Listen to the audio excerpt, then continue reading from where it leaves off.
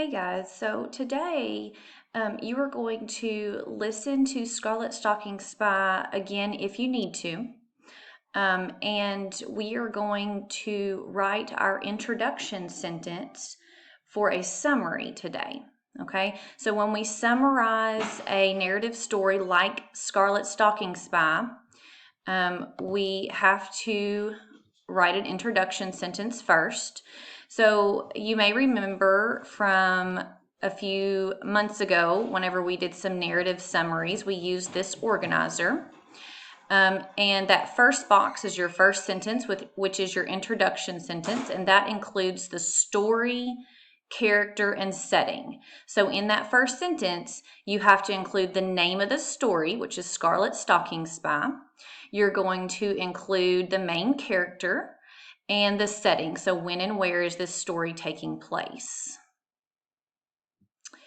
So I'm going to come back over here to the Google form. If you need to listen to the story again, you can. And then below the story, you're going to type your introduction sentence and make sure to include the main character, the setting, the main idea of the story.